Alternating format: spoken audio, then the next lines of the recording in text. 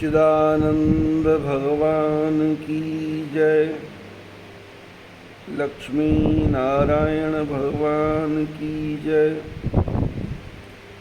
रामचंद्र भगवान की जय। कृष्णचंद्र भगवान की जय। पवन सुत हनुमान की जय। परमात्मा का भक्त दुख को दुख नहीं समझता, सुख को सुख नहीं समझता।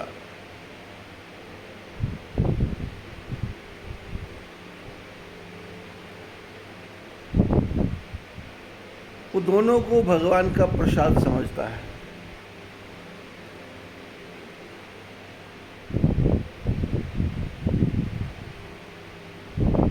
छोटा सा बच्चा, 2 साल का बच्चा माँ की गोद में होता है। आने जाने वाले उससे आकर के खेलते हैं। माँ की गोद में हो, पिता की गोद में हो, चाचा की गोद में हो, सामने वाला आता है, आकर के बच्चे के गाल पे धीरे से चांटा मारता है।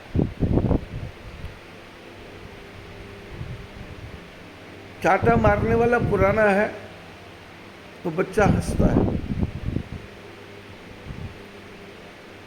फिर वो दोबारा मारता है,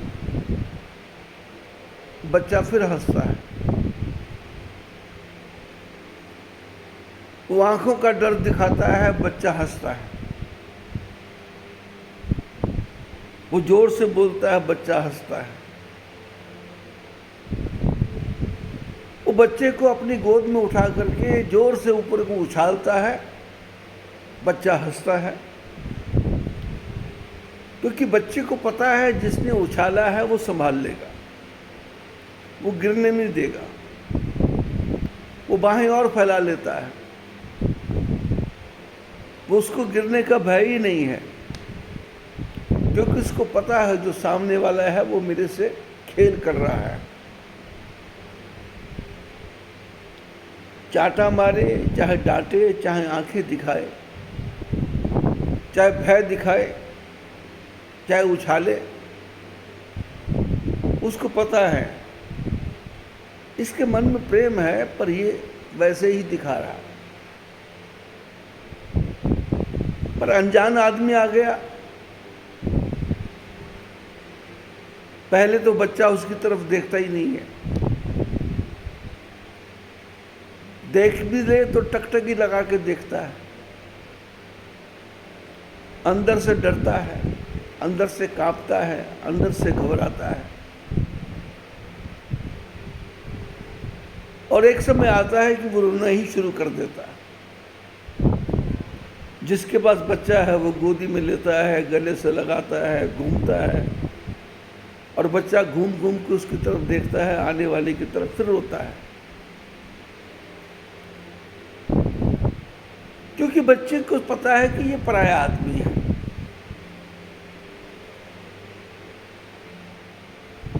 कभी कभी बच्चा माँ की गोद में, पिता की गोद में होता है, आने वाले बच्चे की गाल को जोर से दबाते हैं। दर्द होता है पर बच्चा रोता नहीं। पर जो आने वाला है वो चाहता है ये रोए, तो उसके दोनों गालों को जोर से दबाता है। जब जोर से दबाता है, दर्द होता है, तो फिर वो चिल्लाता है, फिर वो रोता है। जब वो रोता है तो सामने वाला उसको गोदी में पकड़ लेता है, और गोदी में पकड़ के उसको हिलाता है, नहीं नहीं रोना नहीं, रोना नहीं, रोना नहीं, रोना नहीं। फिर वो हंस पड़ता है। ऐसे ही परमपिता परमात्मा कभी अपने जीव को हंसाते हैं, कभी उसको रुलाते हैं, कभी उसको ऊपर से नीचे गिराते हैं। पर भक्त को पता है भगवान जो मेरे साथ कर रहा है इसमें भी मेरी भलाई होगी, बीमारी में भी मेरी भलाई होगी,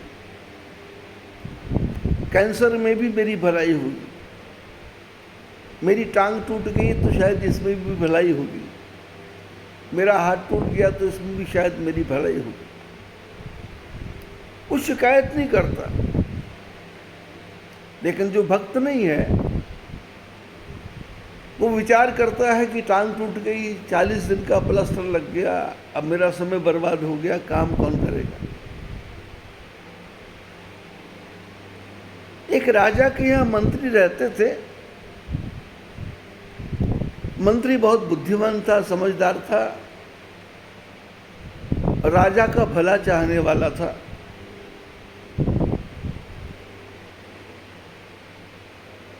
कभी भी जीवन में कोई घटना होती तो मंत्री एक ही बात कहता कि भगवान ने जो किया अच्छा ही किया।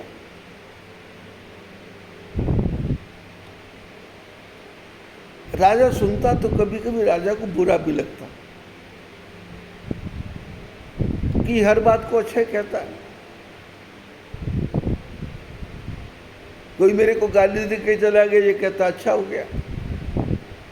कोई मेरी बुराई करके चला गया, ये कहता अच्छा हो गया। एक बार राजा कहीं बैठे हुए थे, मंत्री भी सामने बैठा था। राजा चाकू से किसी फल को काट रहा होगा और काटते काटते राजा की उंगली कट गई। राजा की उंगली कटी, मंत्री भागा, कपड़ा बांधा, लेकिन उंगली अलग हो गई। राजा ने कहा उंगली कट गई, मंत्री ने कहा अच्छा हुआ। जो भगवान करता है वो ठीक ही करता है। राजा को तो बड़ा क्रोध आया कि ये तो हद हो गई। अरे मेरी उंगली कट गई, मेरा एक हाथ खराब हो गया और ये कहता जो कुछ हुआ ठीक ही हुआ। अपने नौकरों को बोला इसको मंत्री को जेल में डाल दो। उसके सामने नहीं कहा, पीछे से आज्ञा की। नौकर आए, जेल में डाल दिया। पूछा क्यों जेल में डाला? बोले हमको पता नहीं, आज्ञा हुई है। मंत्री जेल में चला गया। और राजा को शिकार खेलने की आदत थी,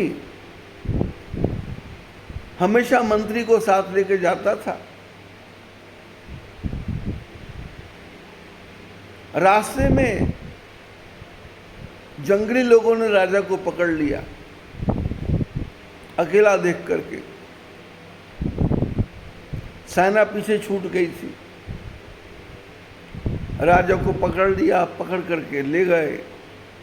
उनके यहाँ त्योहार था, उसमें नर बलि चलती है, मनुष्य की बलि। और मनुष्य में भी राजा हो तो अति श्रेष्ठ।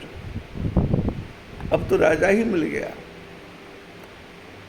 रास्ते भर भीड़ लोग आपस में बातें करते हैं, राजा मिला, अब तो इसको काटेंगे, इसका सिर काटेंगे, देवी को प्रसन्न करेंगे, देवी प्रसन्न हो जाएगी। खुशी से नाचते कूदते काली माता के दरबार में पहुंचे।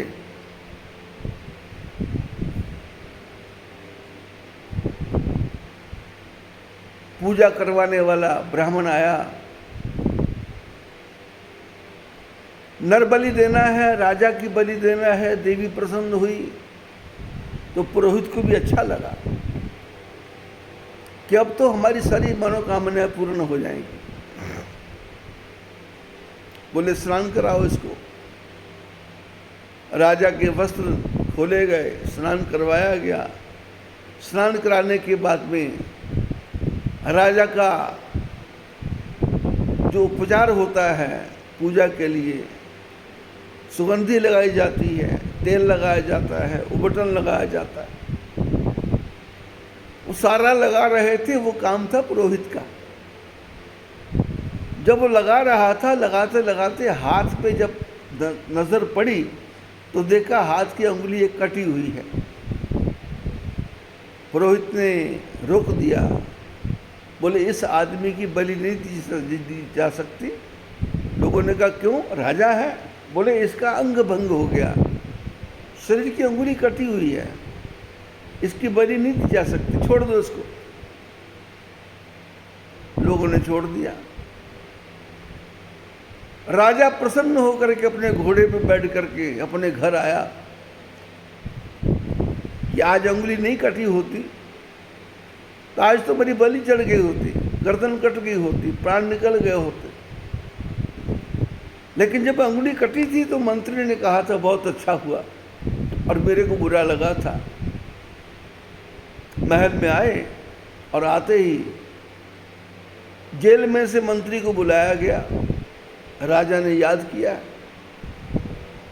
मंत्री आए और मंत्री के चेहरे पे कोई भी दुख नहीं है, कोई भी कष्ट नहीं है, कोई भी पश्चाताप नहीं है, कोई भी ग्लानि नहीं है राजा के प्रति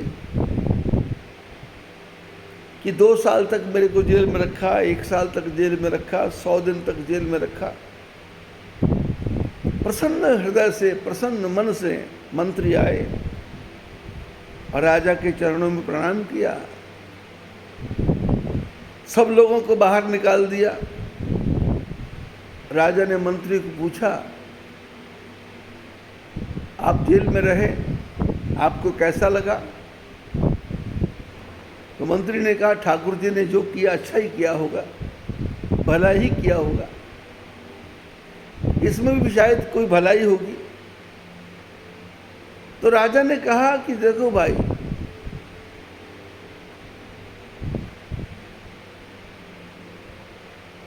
ये मेरी उंगली देख रहे हो? बोले हाँ, मेरे सामने कटी थी। बोले आज इस कटी हुई उंगली ने मेरे को बचा लिया, और तुमको मैंने जेल में क्यों डाला था? बोले क्यों? बोले तुमने बोला था कि उंगली कट गई अच्छा हुआ, जबकि तेरे को दिखावे के लिए बोलना चाहिए था बहुत बुरा हुआ। अरे उंगली कट गई, हाथ खराब हो गया, लोग देखेंगे तो क्या कहेंगे? अरे शरीर है, शरीर के सारे अंग पूर्ण होने चाहिए, शरीर का नाक भी ठीक होना चाहिए, शरीर का होंठ भी ठीक होने चाहिए, शरीर की आंखें भी ठीक होनी चाहिए, 10 उंगलियां ठीक होनी चाहिए। तूने तो कुछ नहीं कहा, तुमने कहा भला हो गया। और तुमको पता है, मैं भीलों के बस में पड़ गया था, भील पकड़ के ले गए थे, और आज इस कटी उंगली ने मेरे को बचाया, सारी कथा सुनाई। मंत्री ने कहा, शायद परमात्मा की यही इच्छा होगी। बोले मेरे साथ तो यही इच्छा थी, लेकिन तुमको जो 100 दिन की कैद या 1 साल की कैद या 2 साल की कैद हुई, इसमें क्या भलाई थी? मंत्री ने कहा, राजन, जब भी आप शिकार खेलने जाते थे तो मैं आपके साथ जाता था। मैंने कहा आपकी उंगली कटी, अच्छा हुआ, आपने मेरे को जेल में डाल दिया। और इस बार आप शिकार खेलने गए तो अकेले गए, मैं साथ में नहीं गया। भीलों ने पकड़ा तो आपको अकेले को पकड़ा, यदि मैं साथ होता तो मेरे को भी पकड़ते। अब आपकी तो उंगली कटी, बच गए, पर मेरी तो कोई उंगली भी नहीं कटी थी, तो मेरा तो नंबर लग गया था, इसलिए मेरे को जेल हुई थी, ये भी ठीक हुआ। आपकी उंगली कटी, ये भी ठीक हुआ। जो महापुरुष होते हैं, जो बुद्धिमान होते हैं, वो भगवान के किसी काम में उदास नहीं होते। पत्नी मरे, पति मरे, पुत्र मरे, परिवार का कुछ एक्सीडेंट हो जाए, कोई दुर्घटना हो जाए, वो प्रसन्न नहीं होते, वो खुश नहीं होते, वो उदास नहीं होते। अपना मरा तो भी ठाकुर जी की इच्छा, दूसरे का मरा तो भी ठाकुर जी की इच्छा। क्यों? जितनी उम्र देखी है उससे 1 सांस भी ज़्यादा जी सकता नहीं। जब मरना है, समय आ गया, तो उस समय कोई जिंदा पैदा कर सकता नहीं, जिला सकता नहीं। संत कहते हैं, दुखेषु सुखेषु न कोपि दाता, अहम करोति इति वृथाभिमानः। बोले दुख देने वाला संसार में कोई नहीं है, और सुख देने वाला भी संसार में कोई नहीं है। मैं करता हूं, ये वृथा अभिमान है। क्योंकि जीवा है, पर भगवान पैदा करते ही गूंगा कर दे तो मनुष्य क्या कथा करेगा? कान है पर पैदा होते ही बहरा पैदा हो तो क्या सुनेगा? आंखें हैं पर पैदा होते ही रोशनी ना हो तो क्या करेगा?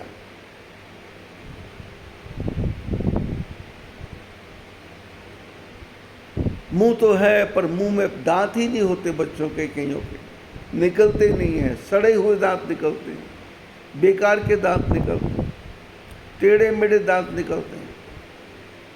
लोग उन दांतों को ठीक करने के लिए कोई तार लगा रहा है, कोई अंदर को खींच रहा है, कोई बाहर को खींच रहा है। लगता है दांत सेट हो जाएंगे, और दांत तो सेट हो गए, दांत खूबसूरत हो गए, पर दांतों को खूबसूरत करने के लिए, अच्छा करने के लिए, अच्छा दिखने के लिए कितने कष्टों को सहन करना पड़ा। मुंह को बंद करना पड़ा, तार लगी दिखती है। मनुष्य के दांत टेढ़े मेढ़े हैं। लोग बोलते तुम्हारे दांत टेढ़े हैं, बोले दांत टेढ़े हैं तो मेरे हैं, सीधे हैं तो मेरे हैं, ये तो मेरी निशानी है। जीभ है पर जीभ के अंदर स्वाद ही ना हो, न नमक का स्वाद आए, न मीठे का स्वाद आए, न कड़वे का स्वाद आए। जब मनुष्य को बुखार हो जाता है, ताव हो जाता है, कोई बीमारी लग जाती है तो उसको कोई भी चीज़ खाए कड़वी लगती है।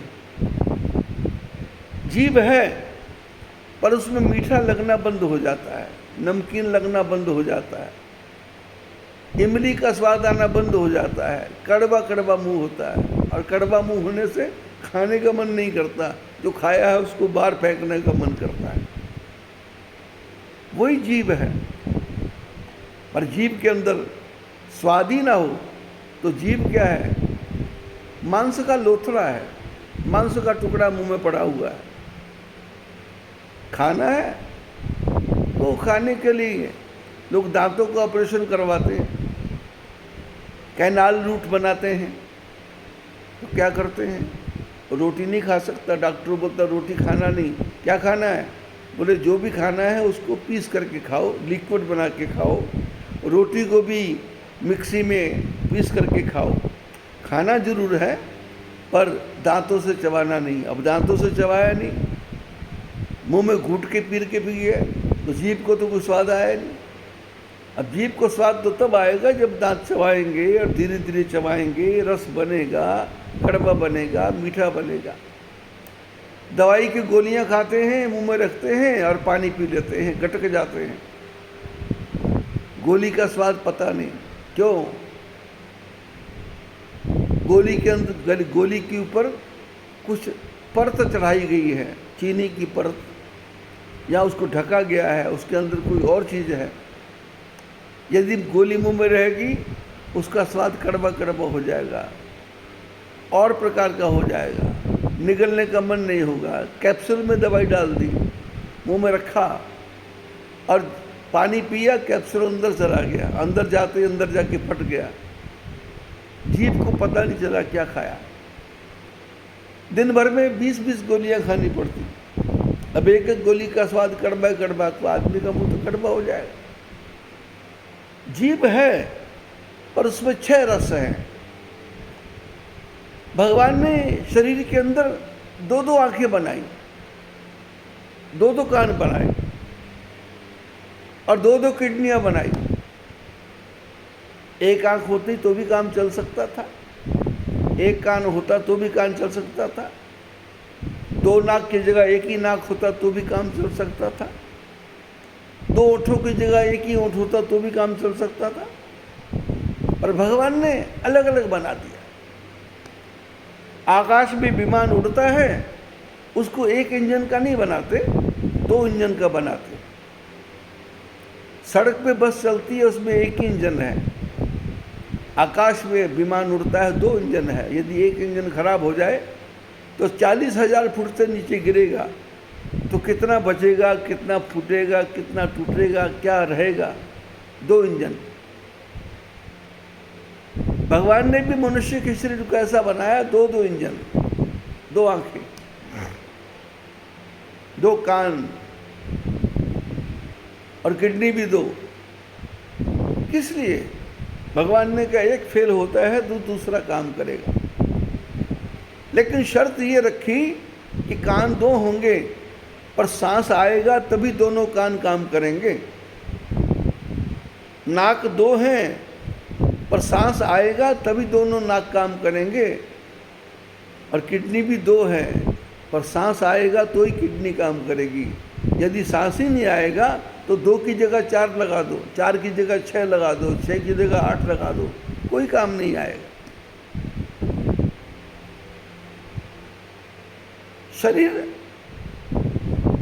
2 हैं, एक ही शरीर, 2 भाग, पलकें भी 2, भौहें भी 2, और शरीर के सारे शरीर में रोए हैं, छेद है, पूरे शरीर में छेद है। शरीर का कोई भी अंग नहीं है जिसके अंदर बाहर छेद ना हो।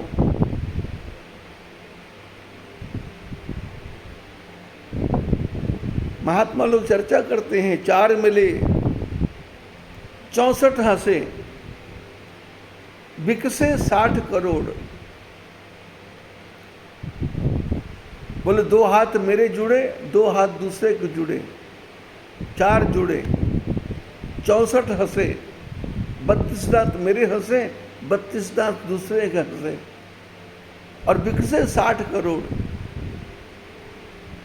और बोले शरीर में रोमांच हुआ, रोए खड़े हो गए। बोले कितने? बोले 60 करोड़।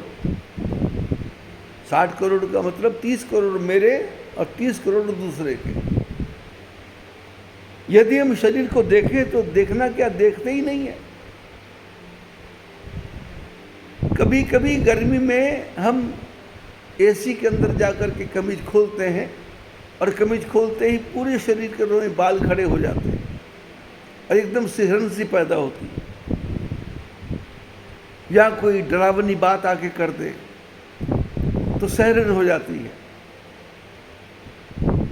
तो महात्मा कहते हैं 30 लाख 30 करोड़ रोए हैं हर मनुष्य के शरीर में। अब 30 करोड़ होंगे या नहीं होंगे, गिनती तो किसी ने की नहीं। मरने के बाद ये सब रोए बंद हो जाते हैं, मुरझा जाते हैं, कुछ लेना देना नहीं है। क्योंकि एक हार्ट हमारे यहाँ है, हृदय में है, और 2 हार्ट हमारी पिंडलियों में है। पैरों की पिंडलियों में भी हार्ट है, हृदय है, 2 हृदय। ये ऊपर की मशीन खून का दौरा करती है, और नीचे की पिंडलियां दोनों पैरों से खून को पंप करके ऊपर भेजती हैं। एक पैर, और हमारे शरीर में 2 हाथ हैं, दाहिने हाथ, 2 पैर, दाहिने पैर, 2 पैर, 2 हाथ, बाएं हाथ, 2 पैर, बाएं पैर।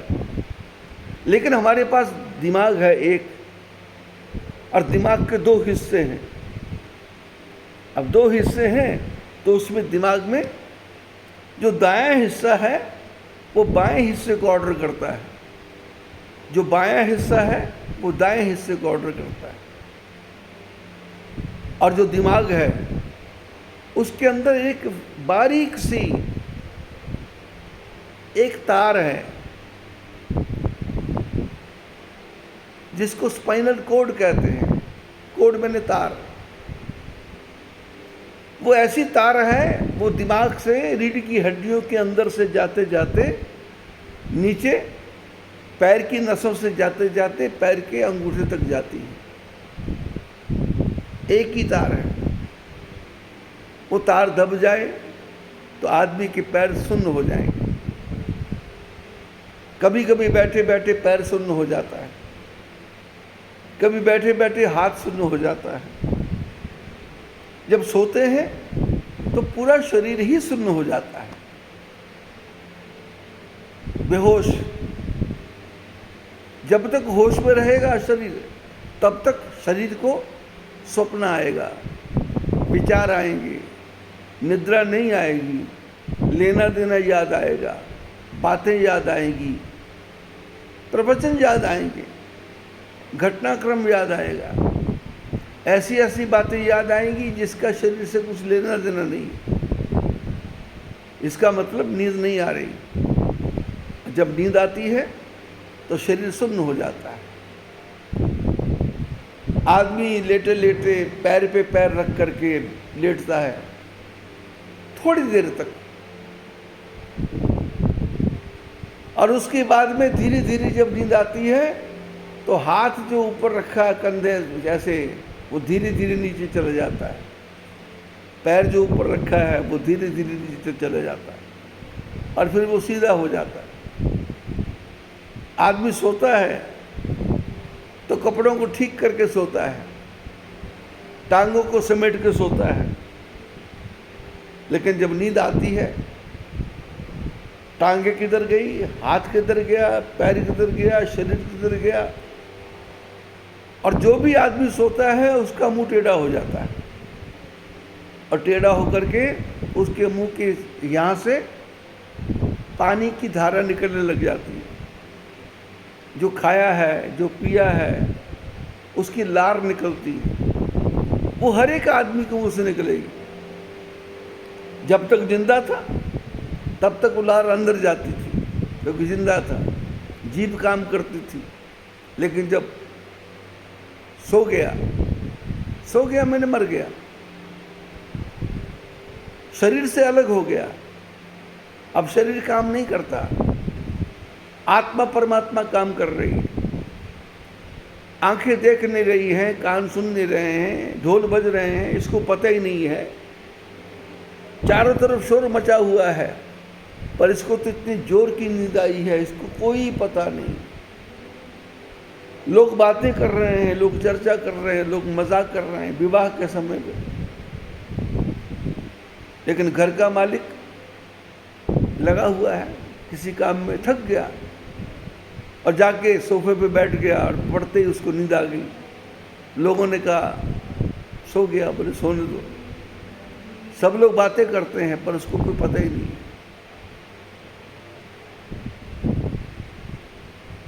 जब आदमी सावधान है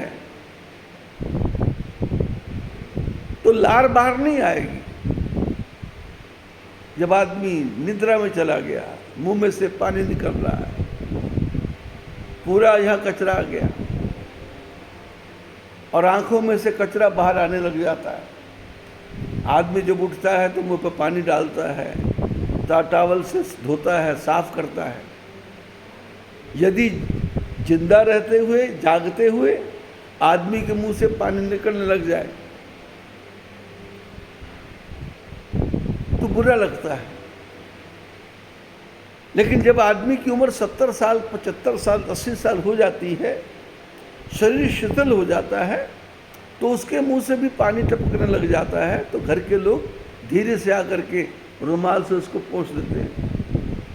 जैसे बच्चे को पानी गिरता है पोंछ देते हैं, ऐसे बुढ़े के शरीर से भी, क्योंकि शरीर कमजोर हो गया, शरीर में ताकत नहीं रही, शरीर में शक्ति नहीं रही, इंद्रियां निष्क्रिय हो गई, इंद्रियां ढीली हो गई। अब इंद्रियां ढीली हो गई तो क्या है, ठाकुर जी की इच्छा समझ के पहुंच दो।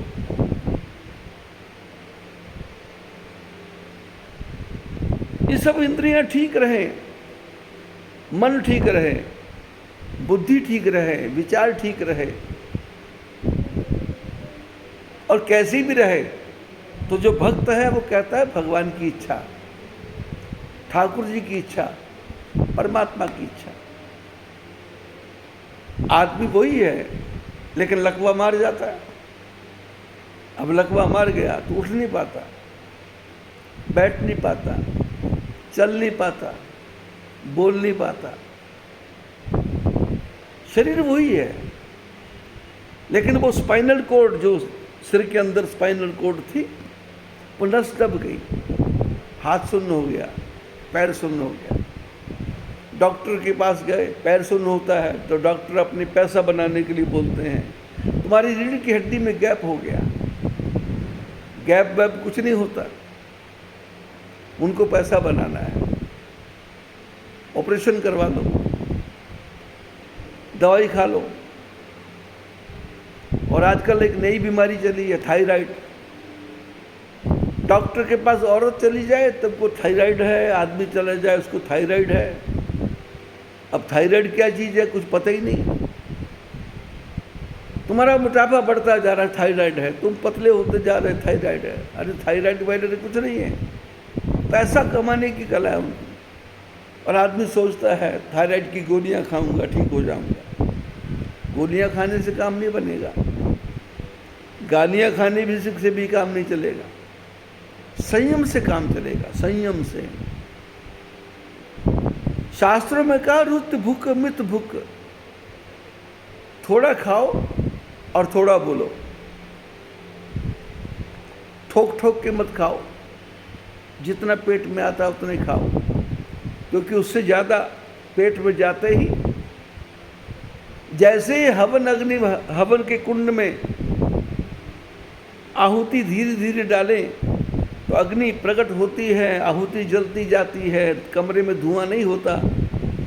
लेकिन 15 आदमी एक साथ उसमें आहुतियाँ डालने लग जाएं तो अग्नि के ऊपर बंद हो जाता है, धुआं आने लग जाता है। ऐसे पेट में अग्नि जल रही है, उसमें जितनी आहुति चाहिए उतना ही गया तो क्या है, अग्नि प्रज्वलित रहेगी, पेट खराब नहीं होगा, शरीर धोखा नहीं देगा, पेट में कभी दर्द नहीं होगा, पेट में कोई तकलीफ नहीं होगी। लेकिन स्वाद स्वाद में जमकर खा लिया, लेकिन भोगना किसको पड़ेगा? पेट को नहीं, पूरे शरीर को। लेटा नहीं जाएगा, बैठेगा तो ढकार आएंगे। और जब तक नीचे से गैस नहीं निकलेगी, जब तक बू वाली गैस नहीं निकलेगी, जब तक बुआ नहीं आएगी, तब तक काम नहीं बनने वाला। लेकिन बू आई तो उसने कहा कि बू आ गई, बोले अच्छा हो गया, गैस निकल गई। दूसरे का बच्चा घर में आए और पाद मार दे तो घर के लोग बोलते हैं कि इसकी माँ कितना खिलाती होगी, अरे सड़ा दिया बच्चे को, बर्बाद कर दिया, बदबू आ रही है। और अपना पोता पाद मार दे और लोग बोलेंगे कि पाद मारा, तो दादी बोलती है अरे बच्चे का पेट हल्का हो गया। दादी को बच्चे के पेट में बदबू नहीं आती, उसको उसमें खुशबू आती है, हल्का हो गया पेट। ऐसे ही पेट में अग्नि में ज़्यादा माल डाल दिया, ढकार आएंगे। लेकिन जब तक नीचे से गैस नहीं निकलेगी तब तक शरीर नॉर्मल नहीं हुआ। भगवान ने दो तरीके बनाए, या तो ढकार आएगी, बता देगा। भोजन खाते खाते भी जब पेट भर जाता है तो पेट नहीं बताता कि पेट भर गया, एक बार ढकार आता है। महात्मा कहते हैं एक बार ढकार आ जाए उसके बाद खाना बंद कर दो। क्यों? पेट ने इशारा किया कि अब इससे ज़्यादा इसमें डालोगे तो अग्नि मंद हो जाएगी और नीचे से गैस निकल जाए, या बात करते करते छींक आ जाए। बोले छींक आना भी अच्छा है, चेहरे का श्रृंगार है।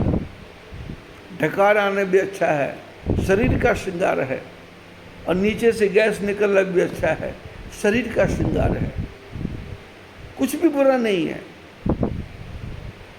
तो जो महापुरुष हैं वो परमात्मा की हर वस्तु को प्रसाद समझते हैं। हमारे शरीर में रोम है तो रोम में से पसीना निकलता है, गर्मी आएगी पसीना निकलेगा, जल्दी जल्दी चलेंगे तो पसीना निकलेगा, ज़्यादा जोर का काम करेंगे तो पसीना निकलेगा, सीढ़ी जल्दी से चढ़ेंगे तो पसीना निकलेगा। और एक जगह से नहीं निकलेगा, पूरे शरीर के रोम रोम से निकलेगा, बगल में से निकलेगा, हाथों में से निकलेगा, माथे पे पसीना आ जाएगा। अब ये पसीना क्या आया? भगवान ने इतने छेद बनाए हैं कि तुम्हारे शरीर में जो कचरा है उन छेदों के रास्ते से बाहर निकल रहा। लेकिन वो छेदों के रास्ते से निकलेगा, उसको पोंछोगे नहीं तो बू आएगी, बदबू आएगी। बगल के ऊपर खड़ा करेंगे तो बदबू आएगी। और वैसे देखेंगे तो सुंदर आदमी दिखाई दे रहा है। और यदि पसीने को नहीं पोंछा तो वही पसीना कपड़ों में लग जाएगा, बनियान में लग जाएगा, अंडरपेंट में लग जाएगा, अंडरवियर में लग जाएगा, कपड़े में से बदबू आने लग जाएगी। लेकिन बदबू आई कैसे? वो शरीर के जो रोम है, वो रोम हंसते भी हैं और वो रोम बीमारी को बाहर भी निकालते हैं। वो रोम कभी कभी फोड़े बन जाते हैं। जो रोम हंसने बंद हो गए, रोम रोने बंद हो गए, वो रोम चारों तरफ से बंद हो गए और बंद होने पे उसकी जगह फोड़ा हो जाता है। और फोड़ा किसी को एक मुक्का होता है, किसी को 2 मुक्का होता है, किसी को 3 मुक्का होता है, किसी को 7-7 मुक्के फोड़े होते हैं। अब लोग क्या करते हैं? दवाई खाते हैं, उसको दबा देते हैं। दबाने के बाद फोड़ा तो दब गया, लेकिन बीमारी अंदर ही रह गई। लेकिन पुराने वैद्य क्या करते थे? मल्लम लेते थे, वो छेदों वाले पट्टी आती थी काली काली, उसको फोड़े पे लगा देते थे और 5-7 दिन बाद फोड़ा पक जाता था। पक जाता था तो 1 मुंह निकलता था, 2 निकलते थे। तो जो माँ है उस फोड़े को दबाती थी और उसमें से कील निकलता था और कील को पूरा दबा दबा के पूरा निकाल देते थे और निकाल के उसको अलग कर देते थे। और दूसरे को दबा के फिर उसके बाद में खून निकलता था तो दबा के उसको पूरा निकाल देते थे और दबाने के बाद में चैन आता था। फिर रोम खुल जाते थे, फिर फोड़ा दब जाता था। और ऐसे ही अब फोड़े हुए, लेकिन हमने दवाई खाई, फोड़ा दब गया। लेकिन फोड़ा 1 दबा, 2 दबा, 3 दबा, 4 दबा, 100 दबे, लेकिन दबते गए तो क्या हो गया? वो कैंसर बन गया, वो ब्लड कैंसर बन गया। वो जो जहर था वो खून के अंदर चला गया और उसने खून के अंदर जगह बना ली। क्योंकि दवाइयाँ खा करके इसने बाहर के घाव को ठीक किया, लेकिन घाव के अंदर जो जहर था वो खून के अंदर चला गया और खून के अंदर वो कैंसर भाग रहा है। और बोले ब्लड कैंसर हो गया, पूरे शरीर में कैंसर भाग रहा है। इसका इलाज? बोले इसका कोई इलाज नहीं है। इसका इलाज एक ही है कि मशीन में जाओ और खून को फिल्टर करो, पूरे शरीर को फिल्टर करके फिर दोबारा खून को अंदर डालो। खून कम हो जाए तो 1 बोतल किसी से लो, उसमें मिलाओ और उसको फिर डालो, शरीर में भरो। शरीर उसमें से निकल जाएगा जो कचरा है। शरीर का रोम रोम जो बनाया, अलग अलग भेष में बनाया, अलग अलग रूप में बनाया। और शरीर क्या करता है? जो शरीर में रहने वाली आत्मा है, जो शरीर में रहने वाला जीव है, वो जीव हर अवस्था में भगवान का धन्यवाद करता है, हर अवस्था में।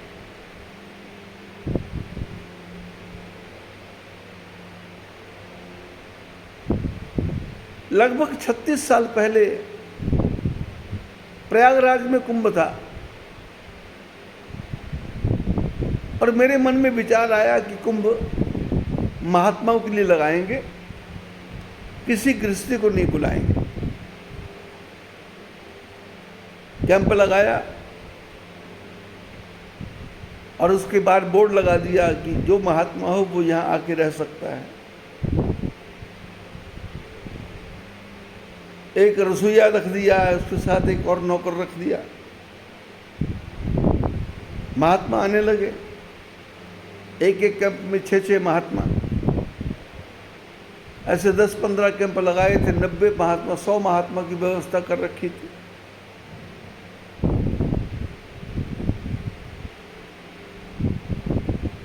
एक दिन एक कैंप में से 5 महात्मा उठ के आए और आकर के मेरे को बोले कि हम यहाँ नहीं रहेंगे। मैंने कहा क्यों, कोई कष्ट है क्या? बोले हमारे कैंपों में जो छठा महात्मा है वो रात को भी सपने में चिल्लाता रहता है, बोलता रहता है, बड़बड़ करता है, हमारी नींद टूट जाती है। मैंने कहा बड़बड़ में क्या करता है वो? बोले बड़बड़ में हरी हरी बोलता है, हरी हरी हरी। मैंने कहा आपको हरी बोलना बुरा लगता है कि उसका बड़बड़ाना बुरा लगता है? बोले हरी हरी बोलना है तो मन में बोले, जोर जोर से बोलने की क्या जरूरत है? अब सो गया तो भी बोल रहा है, हमारी नींद टूटती है। मैंने अपने नौकर को बोला, मैंने कहा जाके महात्मा जी को बुला के लाओ जो टेंट में है। प्रातः काल के 10 बजे हुए थे और वो सो रहे थे। इन्होंने हिलाया तो उठा वो, और हरी हरी करते उठा। बोले आपको बड़े महाराज ने बुलाया है। वो आया, जो कपड़े पहने थे उनको ठीक करके मेरे पास आके बैठ गया, हरी हरी बोलना बंद कर दिया। वो 5 महात्मा भी बैठे हुए थे। मैंने पूछा कि आप रात को सोते समय क्या बोलते हो? बोले मैं तो कुछ नहीं बोलता। बोले आप बड़बड़ाते हो? बोले मेरे को पता नहीं। आप कुछ कहते हो? बोले मेरे को मालूम नहीं। मैंने कहा आपको नींद आ जाती है? बोले मैं तो सोया रहता हूँ, मैं तो अभी 10 बजे सो के उठा। मैंने कहा ये 5 महात्मा बोलते हैं, आप हरी हरी बोलते हो? बोले वो तो मैं दिन भर बोलता हूं, मन ही मन बोलता रहता हूं। तो मैंने कहा देखो मन ही मन बोलना तो अच्छी बात है, पर ये बड़बड़ा के बोलना ये अच्छी बात नहीं है। मन ही मन बोलो। मन ही मन बोलने में कोई मना नहीं करता। इसने कहा मैं बड़बड़ाता नहीं हूं। तो मैंने कहा ये 5 महात्मा झूठ बोलते हैं क्या? बोले ये भी झूठ नहीं बोलते। तो मैंने कहा फिर होता क्या है? उस महात्मा ने कहा मैंने अपने गुरुजी से मंत्र लिया, मेरी छोटी उम्र थी, उन्होंने हरि हरि राम का जप का मेरे को मंत्र दिया, लेकिन मेरा मन खेलने में लगता था, फालतू की चीजें पढ़ने में लगता था, बातें सुनने में लगता था, चर्चा सुनने में मेरे को आनंद आता था। किसी की निंदा हो, किसी की चुगली हो, किसी की बात हो तो मेरे को उसमें रस आता था। तो मेरे जी को गुरुजी बोलते थे अरे मंत्र जप किया कर, मंत्र जप किया कर। पर मैं मंत्र जप नहीं करता था और गुरुजी ने मेरे को आश्रम से निकाल दिया, तुम जाओ, कहीं भी जाओ, कहीं भी रहो, मेरे पास नहीं रहना। तुम कहना नहीं मानते, तुम भगवान का जप नहीं करते, निकल जाओ। बोले मैं निकल गया। थोड़ा सा सामान मेरे पास था, रेलगाड़ी में चढ़ा तो रेलगाड़ी में चढ़ते समय रेलगाड़ी की पहली सीढ़ी में जो लोहे की वो सीढ़ी थी उसका कोई कोना मेरे टांग में लग गया, बहुत खून निकला। मेरे पास जो कपड़ा था उसको फाड़ के मैंने बांध लिया, गाड़ी में बैठ गया, गाड़ी में बैठ के दूसरे शहर में प्रयागराज में चला गया। यही प्रयागराज में ये कुंभ मेला इसी में आ गया और आकर के मैं झूसी में एक महात्मा के आश्रम में रुका तो पैर में दर्द होता था, बहुत ज़्यादा दर्द होता था। दर्द होता था तो मेरे मुंह से हाय हाय निकलता था, हाय हाय करता था। तो तो उस आश्रम के जो महात्मा थे उन्होंने कहा, भाई क्या हो रहा है तुमको? बोले दर्द होता है। क्यों? बोले ऐसे रेलगाड़ी में चोट लग गई। उन्होंने देखा तो कहा कि इसमें दवाई लगा लो। दवाई लगाई, हल्दी लगाई, तेल लगाया, पर घाव ठीक नहीं हुआ। हाय हाय करता रहा। तो एक दिन महात्मा जी ने कहा, तुम दर्द होता है? बोले हाँ। दर्द होता है तो हाय कहने से तुमको अच्छा लगता है क्या? बोले अच्छा लगता है हाय कहने से। तो बोले ऐसा करो, हाय में 2 शब्द है, इसकी जगह तुम हरि बोल लिया करो। दर्द हो तो हरि बोलो, हाय बोलने से क्या लाभ है? हरि बोलो। बोले मैंने हरि बोलना शुरू किया। दर्द होता था तो नींद नहीं आती थी। मैं हरि हरि बोलते बोलते, हरि हरि बोलते बोलते, हरि हरि बोलते बोलते थक जाता और सो जाता। बोले 6 महीने हो गए मेरे को यहाँ प्रयागराज में आए हुए। झूसी के आश्रम में रुकता था। मेरा घाव ठीक होने लगा तो मैंने सोचा कि भगवान का भजन छूट जाएगा। तो मैं एक पत्थर उठा के लाया जो घाव ठीक होने वाला, तो उस पर मैंने मारा पत्थर। टांग और फट गई, टांग और सूज गई। तो मैंने पूछा वो टांग ठीक हो गई? तो उसने कपड़ा खोल के दिखाया, तो उसकी टांग सूजी हुई है, घाव हरा है। बोले मैं भी यही करता हूं। बोले ये मन हरि नहीं बोलता, लेकिन अब ये जब से चोट लगी है तब से हरि नाम का स्मरण आता है, हरि हरि बोलता हूं। अब मेरे को बोलना नहीं पड़ता, अब मेरी आदत पड़ गई। मैं बड़बड़ाते हुए भी हरि हरि बोलता हूं, जागते हुए तो मन ही मन बोलता हूं, लेकिन दर्द जाता होता तो जोर से बोलता हूं, हरि बोलता हूं, हरि हरि। और जब सो जाता हूं तो महात्मा बोलते हैं कि मैं बड़बड़ाता हूं, पर मैं तो नहीं बड़बड़ाता। मैंने महात्माओं से पूछा क्या करूं, इसको निकाल दूं कि आप निकलेंगे? बोले ना ये निकलेगा ना हम निकलेंगे, पर हमको ज्ञान आ गया कि कष्ट आए तो हाय हाय नहीं करना, कष्ट आए तो घबराना नहीं।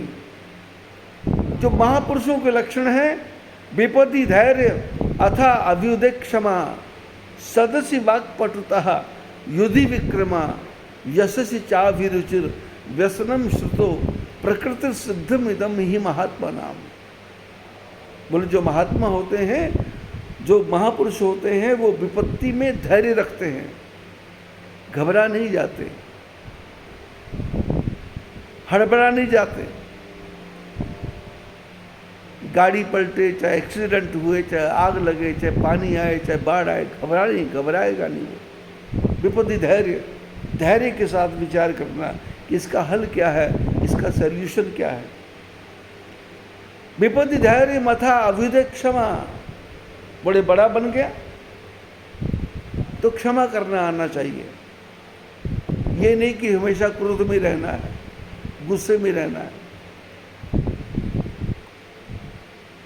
विपत्ति धैर्य मथा अभ्युदय क्षमा, सदसि वाक्पटुता। बोले बोलने में वाक्पटु हो, शब्द ऐसा बोले कि जो दूसरे को प्रसन्न करे। बोलते समय लड़खड़ाए नहीं, बोलते समय घबराए नहीं। सदस्य वाक्पटुता, वाक में पटु हो। सदस्य मैंने एकदम एक शब्द हटे दूसरा आ जाए, दूसरा हटे तीसरा आ जाए, तीसरा हटे चौथा आ जाए। ये नहीं कि बकवास। जैसे लोग आजकल बातें करते हैं तो एक बात करेंगे तो 4 गाली, दूसरी बात करेंगे तो 4 गाली, चौथी बात करेंगे तो 4 गाली। गाली के सिवाय उनसे बात ही नहीं होती। लेकिन जो बुद्धिमान है वो सदस्य वाक्पटुता, उसके शब्दों में गाली नहीं होगी, उसके शब्दों में डांटना नहीं होगा। सदस्य वाक्पटुता। युद्धि विक्रमः, यदि युद्ध का समय आया तो फिर घबराना नहीं है, फिर तो ठुकाई चालू, मार पिटाई चालू। युद्धि में विक्रम, ताकत। यशस्वी चावी रुचिर, बोले रुचि किस में है? वो रुचि बोले मेरा यश बढ़े, मेरा मान बढ़े, मेरा सम्मान बढ़े, इसमें रुचि है। यशस्वी चावी रुचिर व्यसनम श्रुतो, बोले व्यसन है, आदत है, बोले किसकी? तम्बाकू खाने की, गुटखा खाने की, पान पराग खाने की, मसाला खाने की, सुपारी खाने की, इलायची खाने की, लौंग खाने की। बोले यशस्वी चावी रुचिर व्यसनम श्रुतो, बोले व्यसन किसका है? बोले श्रुतो, श्रुतियों का, अच्छी अच्छी बातों का व्यसन है। जीव का व्यसन नहीं है, मेरे को अच्छी अच्छी बातें सुनने को मिले, मेरे को बढ़िया बढ़िया बातें सुनने को मिले, मेरे को ज्ञान की बातें सुनने को मिले। जिमी सरिता सागर में जाई, जैसे नदियां समुद्र में जाती है, ऐसे ही जो गुण है वो अच्छे आदमी के पास आते हैं। जैसे शिचा विरुचिर व्यसनम श्रुतो प्रकृति सिद्धम इदम ही महात्मा नाम, जो महात्मा है, जो महान आत्मा है, वो इनमें प्राकृतिक रूप से आते हैं, ढूंढना नहीं पड़ता। अच्छे महात्मा का लक्षण है ये।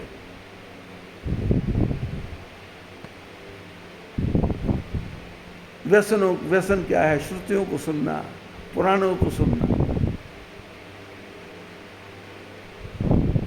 भगवान की बातों को सुनना।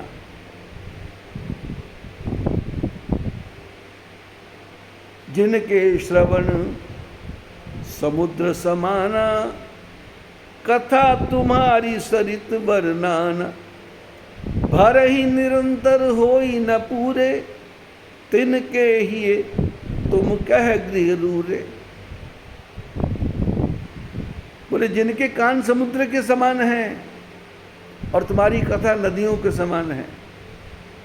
बोले जैसे समुद्र में नदियां जाती हैं, समुद्र कभी भरता नहीं, ऐसे जो प्राणी कथा को सुनता है और सुन कर के उसका कान भरते नहीं हैं, बोले और सुनो और सुनो और सुनो।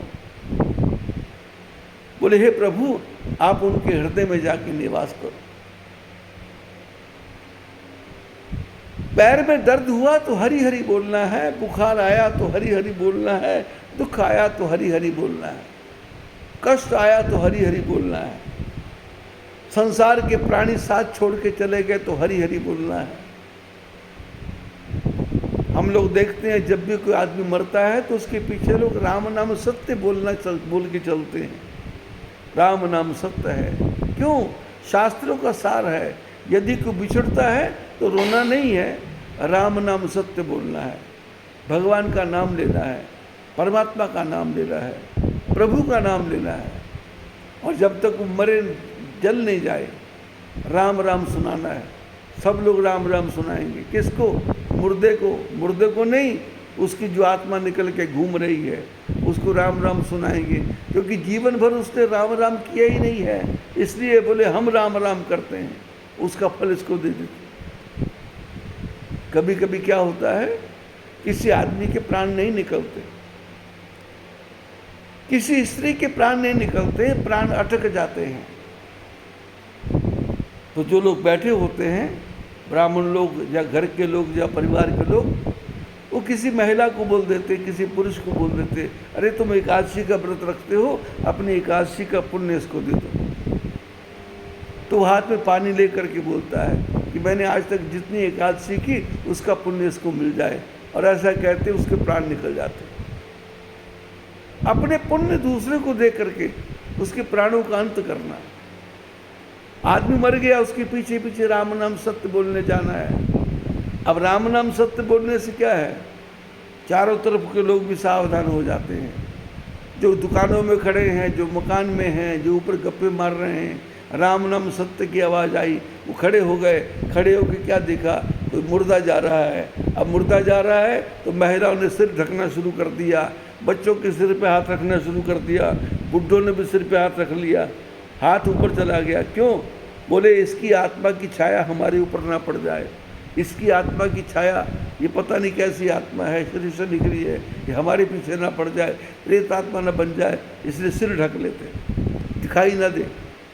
क्योंकि रोम के अंदर से वो भूत आत्मा, प्रेत आत्मा अंदर घुस जाएगी, इसलिए बच्चों का सिर ढक देते, बूढ़ों का सिर ढक देते, जवानों का सिर ढक देते। जिनके पास दुपट्टा है वो दुपट्टे से सिर ढक लेते, जिनके पास कुछ नहीं है वो दोनों हाथों से सिर ढक लेते। और सावधान करता, वो जाने वाला मरा हुआ आदमी सावधान करता है सबको कि देखो मैंने कमाया तो बहुत, पर मेरे साथ कुछ नहीं जा रहा, लंबा लेट के जा रहा हूँ, मैं खाली हाथ जा रहा हूँ, मेरा पास कफन है पर कफन में जेब भी नहीं है, कुछ नहीं लेके जाऊँगा। और जो देखने वाले देख रहे हैं, जब तक वो जा रहा तब तक दृष्टि जा रही है, जब वो आँख से ओझल हो गया और फिर वो दही पकौड़ा खाना शुरू कर देते, फिर वो मालपूड़ा खाना शुरू कर देते, फिर वो दही भात खाना शुरू कर देते, क्योंकि मन में इतना हो गया कचरा कि उनको दुख दुख लगता नहीं है, सुख सुख लगता नहीं है, नॉर्मल होगी चीज़, चाहे मरा दिखाई दे, चाहे भला दिखाई दे, चाहे बुरा दिखाई दे, और सब इकट्ठे बैठ जाते हैं भाई बहन। श्रीमद् भागवत में कथा आती है, महाराज का समय था, गोपियां लीला कर रही थी, भगवान बांसुरी बजाते हैं और लीला करते करते सब गोपियां आई, भगवान कृष्ण लीला कर रहे हैं, और लीला करते करते भगवान का नाखून राधा के बाह में लग गया।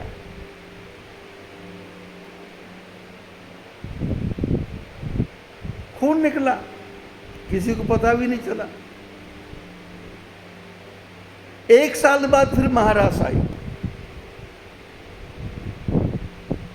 राधा के हाथ में जो घाव था नाखून का, उसने वो घाव सूखने नहीं दिया। जब भी वो सूखता उसको वो अपने नाखून से छेड़ देती, घाव फिर हरा हो जाता, फिर वो सूखता, फिर वो छेड़ देती, फिर घाव हरा हो जाता। ऐसे साल भर चलता रहा। दूसरी महारास आई, सारी गोपियां आई, भगवान कृष्ण ने राधा का हाथ पकड़ा तो यहाँ घाव था, वहाँ हाथ लगा तो राधा ने हाथ खींच लिया, दर्द हुआ। भगवान कृष्ण बोले हाथ क्यों खींचा? बोले नहीं कुछ नहीं। भगवान कृष्ण देख रहे हैं कि हाथ में कोई घाव है। अरे ये कब से हुआ, ये घाव कब से हुआ? बोले घाव पिछले साल से हुआ। अरे छोटा सा घाव, 1 साल से? कोई दवाई नहीं लगाई क्या? बोले दवाई नहीं लगाई। ये ठीक नहीं हुआ क्या? बोले ये तो ठीक होता था पर मैं इसको ठीक नहीं होने देती थी। बोले क्यों? बोले घाव को देख करके तुम्हारी याद आती थी और ये घाव तुम्हारी याद दिलाता था। संतों ने कहा जिस मरने से जग डरे मेरे मन आनंद, मरने ही से पाइए पूर्ण परमानंद। बोले जिस मौत से दुनिया डरती है उस मौत से मेरे को आनंद आ रहा है। बोले क्यों?